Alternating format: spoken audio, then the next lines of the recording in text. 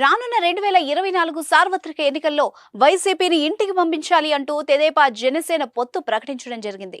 ఇరు పార్టీల అధిష్టాన పెద్దలు సైతం రెండు పార్టీల కండువాలు వేసుకుని తిరుగుతున్నారు. కానీ రాజానగరం నియోజకవర్గం విషయానికొస్తే మా దారే సెపరేటు అన్నట్టుంది. ఇక్కడ నాయకులు ఎవరి దారి వాళ్లదే అన్నట్టు జనసేన నాయకులు చేపట్టే కార్యక్రమంలో తెదేపా వారు కనుమరుగవుతున్నారు. ఇప్పటి వరకు టికెట్ వస్తుందని ఆశతో తెదేపా ఇన్ఛార్జ్ బొడ్డు వెంకటరమణ చౌదరి ఉండగా అనూహ్యంగా జనవరి 26న జనసేనాని పొత్తులో భాగంగా రాజానగరంలో పోటీ చేయబోయేది జనసేన అభ్యర్థి అని ప్రకటించడం జరిగింది. అన్ని రకాల చర్మ సమస్యలకు శాశ్వత పరిష్కారం ఈ శ్రీత 9281458181.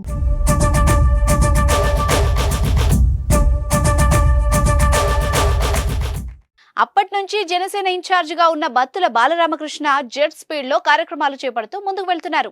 అయితే ఆ ప్రకటనతో కంగు తిన్న తెదేపా నాయకులు ఇప్పటికీ జీర్ణించుకోలేకపోతున్నారు అని సమాచారం.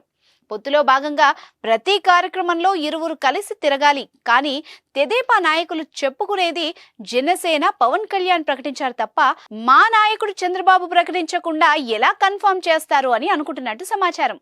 అయితే మరి మీ పార్టీ పెద్దలు సైతం ప్రతి కార్యక్రమంలో జనసేన నాయకులను కలుపుకు వెళ్తుంటే మీరెందుకు కలవడం లేదు అని కొంతమంది చర్చ చేయగా, తెదేపా కార్యకర్తలు నాయకులు చెప్పేదేంటంటే ఇంకా రాజానగర నియోజకవర్గ అభ్యర్థి ఎవరు అనేది కన్ఫర్మ్ కాలేదు కదా, మా నాయకుడు చంద్రబాబు చెప్పే వరకు మేము జనసేన పార్టీ వాళ్లతో కలిసి వెళ్ళాము అన్నట్టు సమాచారం.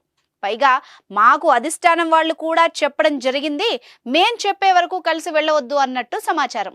మరి చంద్రబాబు పవన్ కళ్యాణ్ ఇద్దరూ కలిసి ప్రకటించిన పొత్తు వాళ్ళిద్దరికే పరిమితమా, లేక అధిష్టాన నాయకుల్లో క్లారిటీ ఉన్న రాజానగర నియోజకవర్గంలో క్లారిటీ మిస్ అయిందా, లేక రాజానగర నియోజకవర్గం తెదేపా వాళ్ళకి చంద్రబాబు నాయుడు కాకుండా వేరే అధిష్టానం ఉందా?